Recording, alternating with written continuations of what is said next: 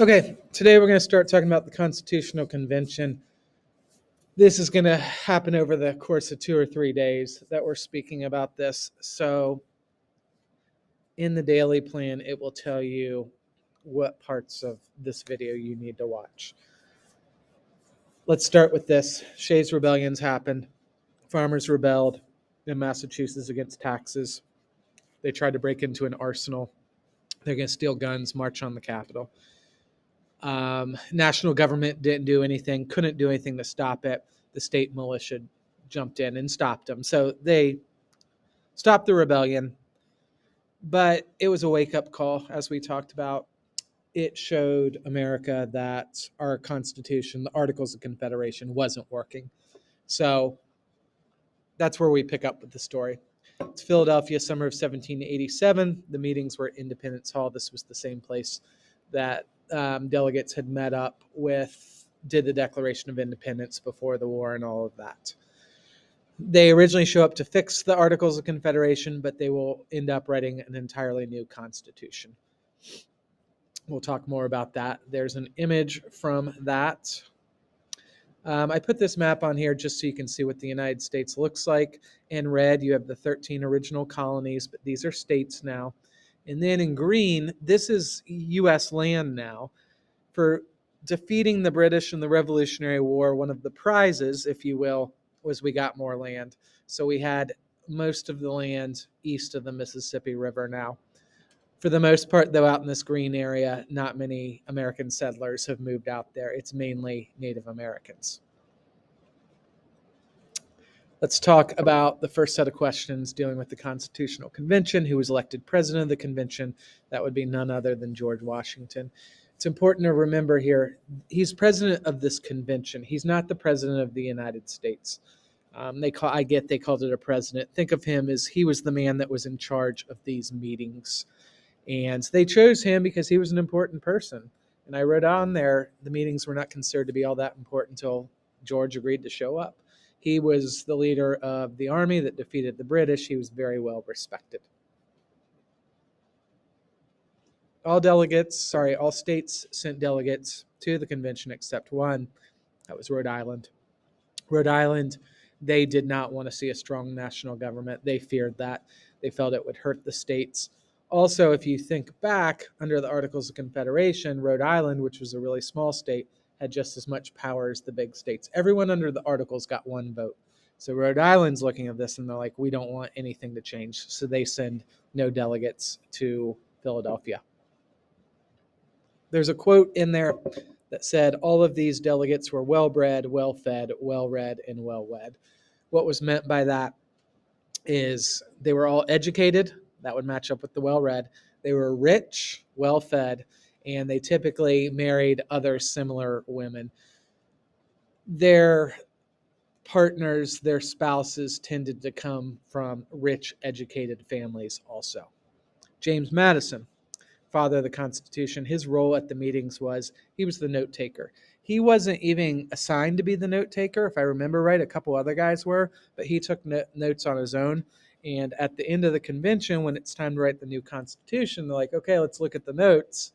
And he had the best notes. They said he literally wrote down every word that was spoken. So because Madison had the best notes, he's going to end up writing most of the Constitution.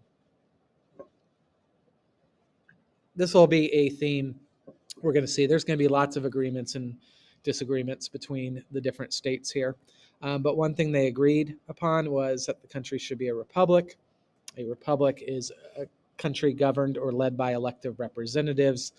This was a no-brainer to them because they're still remembering the king. The king, a monarchy, it's never elected. You become king by being born into monarchy. So it was going to be based on elected representatives. Some of the disagreements, and we'll cover more later. One of the main ones was who should be able to vote. Was it just going to be white men, or was it going to be other people of color? Would women get to vote? There was one state, I need to look in the textbook, I think it might have been Delaware. They were letting women vote. So are women going to continue to be able to vote in some places? Then is it just wealthy people that get to vote? Or is it poor people, all types of income people? The other question or the other disagreement was how much power should they give the national government. And to reemphasize this, they still had the king and the parliament in the back of their minds, and they hated how the British government treated them. So they don't want to set up a government where one person or one group of people have too much power. Once delegates agreed to write a new constitution, they began to debate what the new government should look like. We're going to start looking at some of these compromises. One of the first compromises had to dealt with Congress, and that's where we're rolling into right now.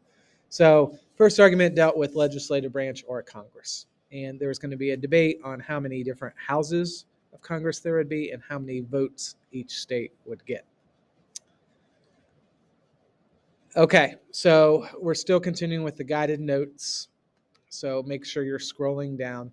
If you're going to remember one thing from today, it's honestly this: the three branches of government. And this is question number 2. The three branches of government are legislative, judicial, legislative, executive, and judicial. It doesn't matter what order they go into. I want you to make sure you get down what I have in parentheses too. I'll refer to it as the legislative branch, but more times in class, I'll call it Congress. Their main job, not their only job, their main job is to make laws. Then we have the executive branch. When you hear the executive branch, think White House, think president. Their job is to carry out the laws. And then finally, you have the judicial branch, which are the courts, and they interpret or they look at the laws to see if they're fair and just and follow the Constitution. So again, you need to know this, not just for this unit, for all year, the three branches of government and what their main jobs are. So kind of visually, Congress and voting on laws, White House, president, and the courts interpreting laws.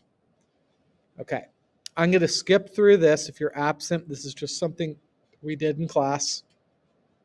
Don't worry about getting anything down. I'm continuing on in the notes. This came up all at once. That's fine. So they get in there and they're deciding what's going to happen with Congress. And the first plan was called the Virginia Plan. And representatives in Congress will be based on population.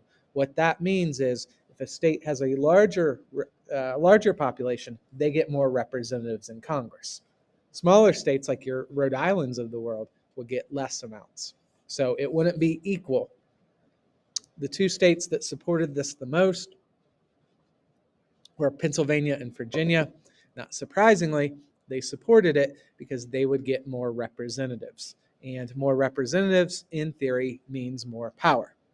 So keep in mind, though, this is just a plan. This is just what a few people proposed. And I wrote on here, the Virginia plan caused a lot of grumbling from the smaller states and nearly tore the convention apart. They therefore will come up with their own plan called the New Jersey Plan. New Jersey Plan. Theirs looks a little bit different.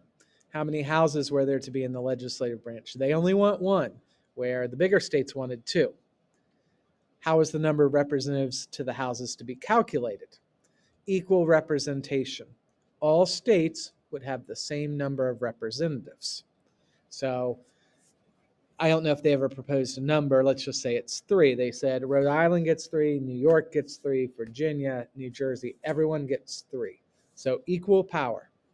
And one of the men that proposed this, he said it was necessary to keep the states from being swallowed up by their more populous neighbors. That's how the textbook wrote it.